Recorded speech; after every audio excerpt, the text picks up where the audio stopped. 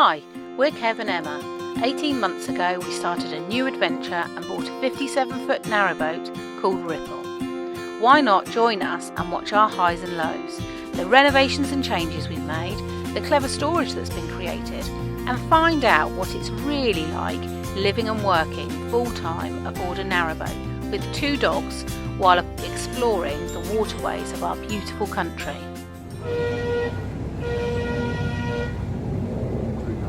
Yeah, this is the Thames. The River Thames. Da, da, da, da, da.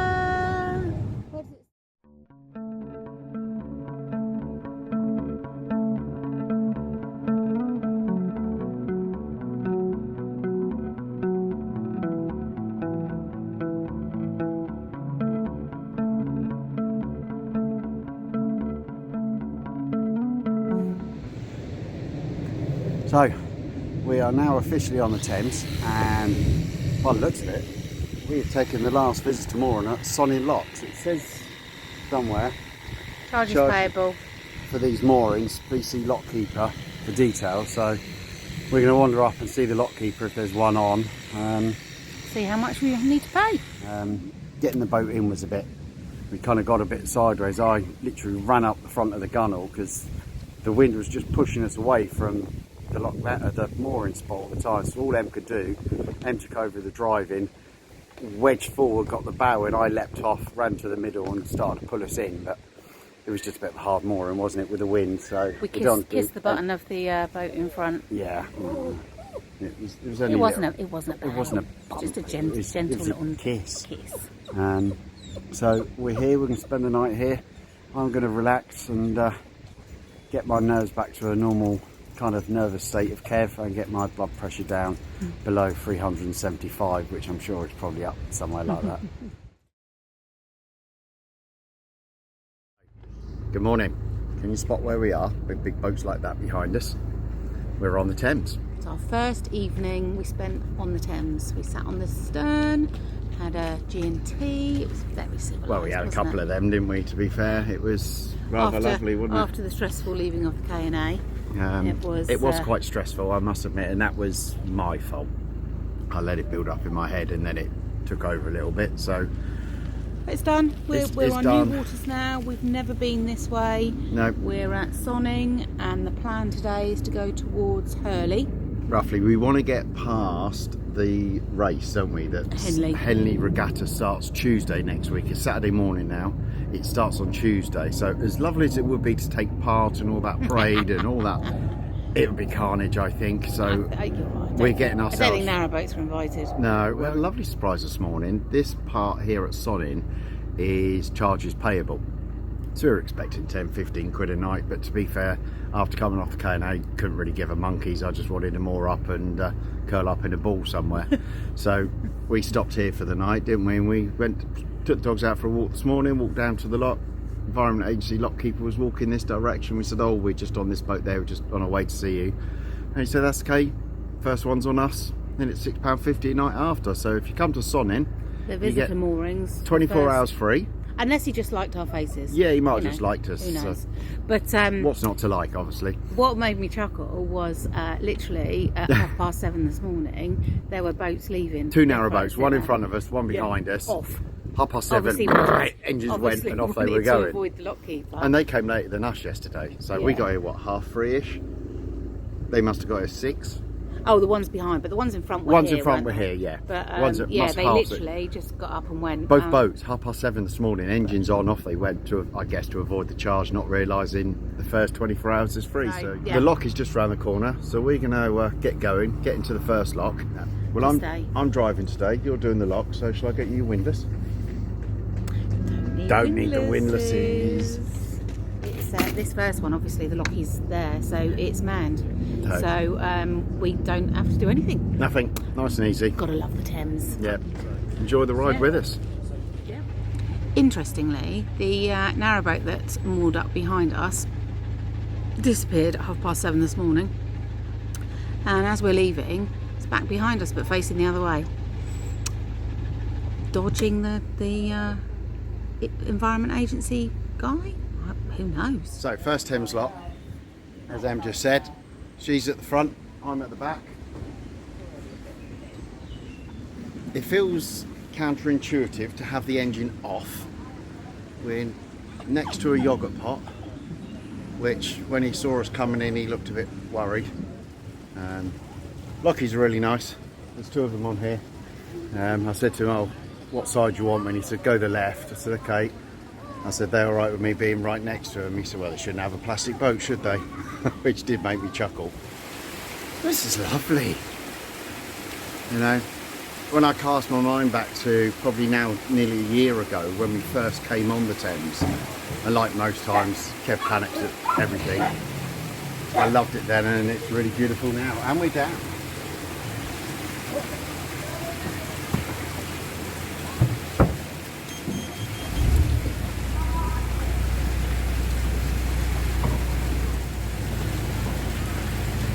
That's us down. We're lowered. Em's making her way very slowly back down the gonwale. So the next one is Shiplake Lock. So Em's just appearing back on the stern. Over she comes, all in one piece. Not covered in mud or slimy stuff.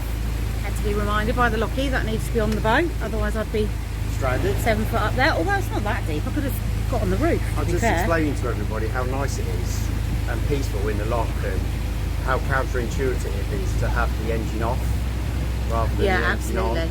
Well, and also you just don't get thrown about as much as you do. And about they have the canal override button, which I think is great. Yeah.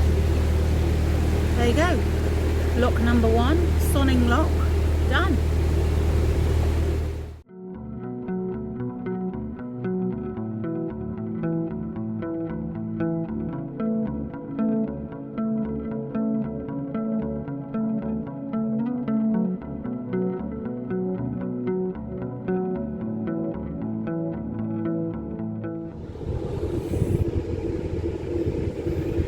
Guessing that this was probably a casualty of the winter.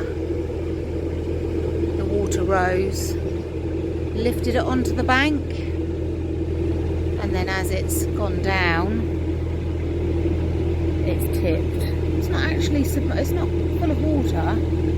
It's probably salvageable. Yeah. Actually, in fact, it looks like somebody might be trying to sort it out. Yeah, they were lucky.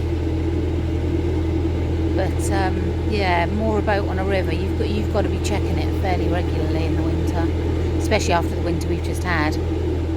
Look at this funky boat.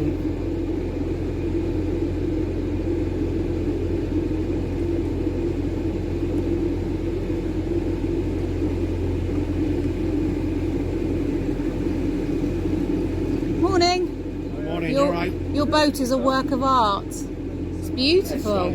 Really lovely. Look at where Molly Pop has decided to sit today. She's on top of the mooring pins and the ropes and the bags for our chairs. It's a spare rope. It's a spare extra long rope just in case we need it. But to be fair, it is shady because it's quite warm today, and she's not shaking. She seems quite happy actually. So we're just stopped just before Shiplake Lock at the services. Word of warning, the water tap is so slow, and I mean so slow. If we were empty, I think we'd be here probably 5-6 hours. So we've given up on the water. Kev's done a cassette, so we're completely empty, and we've got 3 empty cassettes on the boat at the moment. But water-wise, we've been sat here for about an hour, and 90 litres have gone in. Yeah, well, we're not sitting here all day. It's beautiful out there, and we're sat under the shade of a tree. So it's happened again what happened last year. We just ran to Shiplake Lock, and last year it just seemed to be that on the unmanned locks, Emma became the unofficial lock keeper, and it's doing it again. She's doing a lock for one boat coming up at the minute.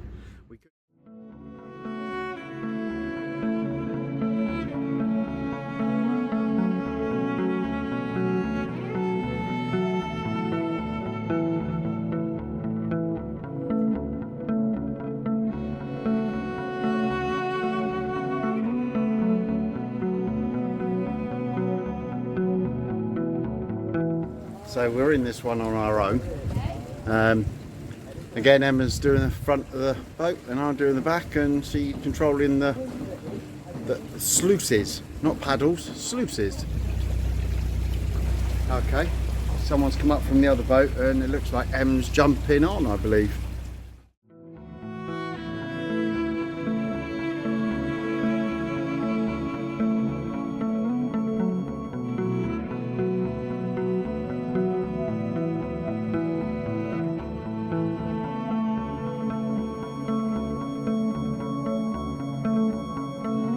Look at this great big monster coming past us. It's like the Titanic of the Thames. Huge. Two great big funnels of some sort. I'm assuming they're not fake. Must have been a paddle steamer maybe at some point. Oh yeah, look at the paddle on the back. Wow, look at that. Beautiful. We thought that we might hold back on this lock and maybe wait for the next one. Pretty busy today.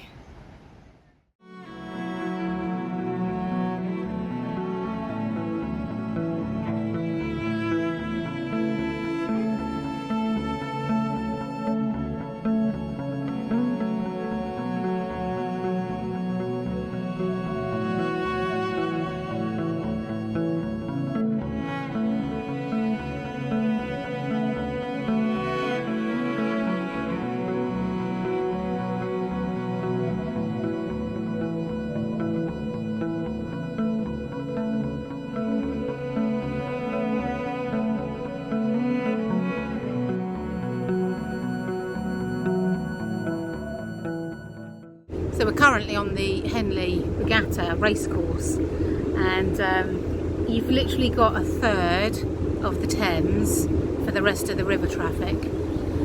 It's like, you know, like when you go to the swimming pool and they have a fast lane and a slow lane and an intermediate lane. It's a bit like that. There's a lot of boats on the river today, and obviously we're slow, so people are getting quite impatient with us, trying to overtake on the inside. So yeah, it's quite interesting. This team are obviously practicing. Came hurtling up on the inside, obviously faster than us. Good pace, and then all of a sudden just hit the brakes. Kev didn't see them until they're up alongside us. Why are they in the rowing lane?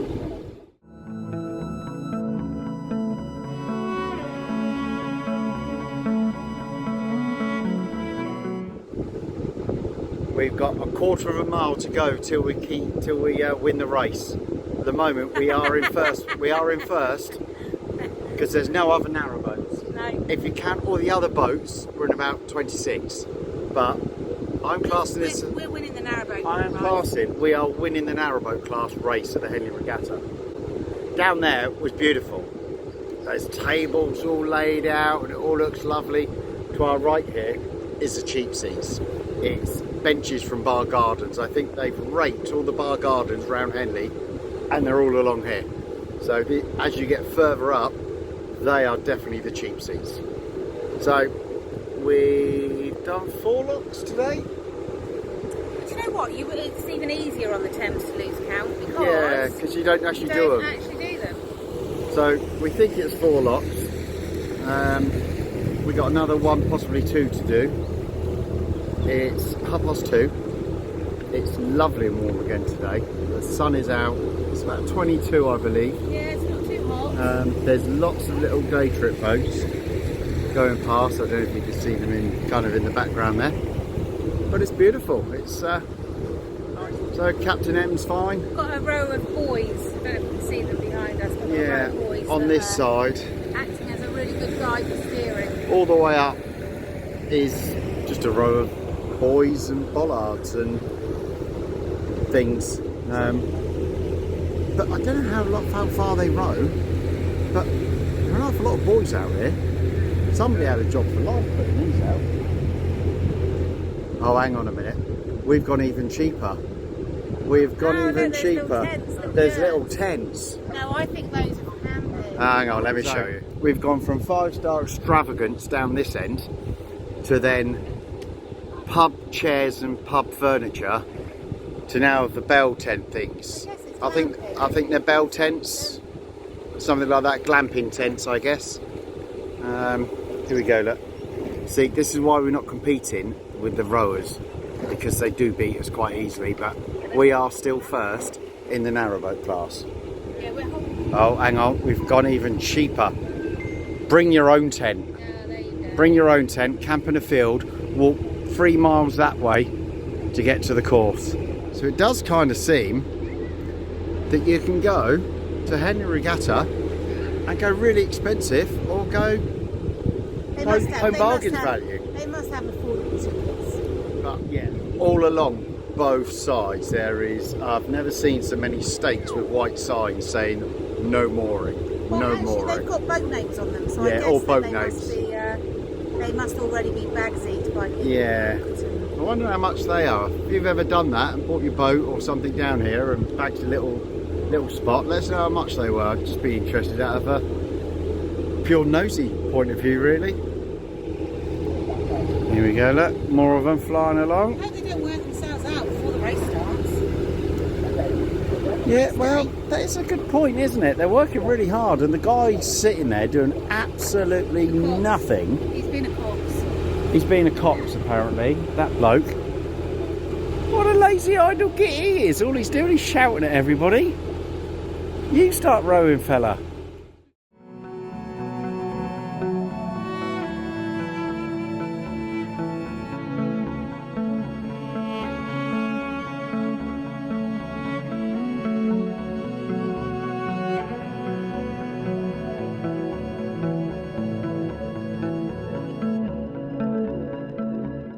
So we just come out that last lock, and when we came in, sometimes I guess you get nice lock keepers and other times you get a bit of a grumpy one. We thought he was a bit of a grumpy one at first, but he was actually quite funny.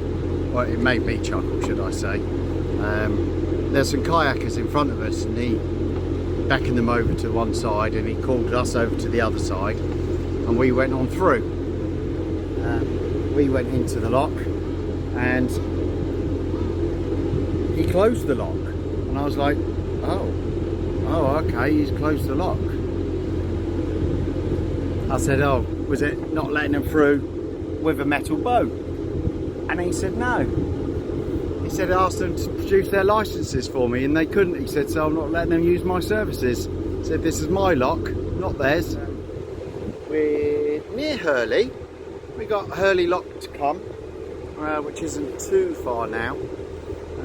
And then we will be desperately looking for a mooring spot. We'll be in Tickover waiting and we will make a break for whatever looks half reasonable that one of us can jump off the boat. My knee feels a lot better now, so I'm fairly confident that I can jump off.